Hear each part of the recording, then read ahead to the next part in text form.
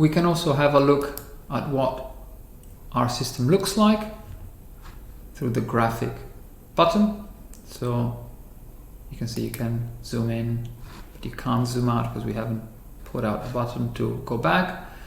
We can always do so through this button. This will give us the list of all the maps available. So we can jump out like this, or we can use this move back button.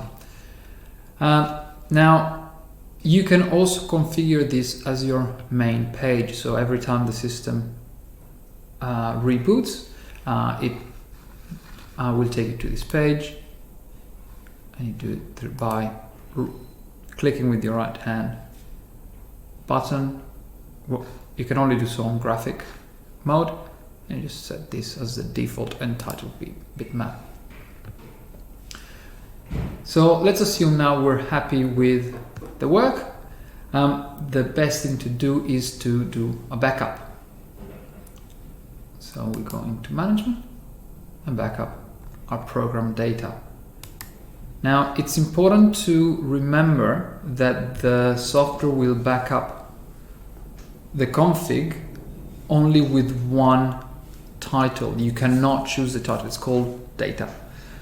So if you want to save multiple versions of the backup, so in case you stuff up and you want to go back to yesterday's version, create separate folders. So you can browse your system and then decide where you want to save them. You can have, say, for example, different folders for different days, and you save your backup onto different dates. If you want to retrieve a backup, all you need to do is to go into management and choose restore and restore program data. So you just need to look for your folder and retrieve it.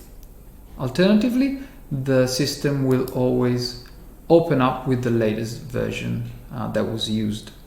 Not necessarily that was saved, but the one that was used. So last time, before you close the system last, that's the version that will be used.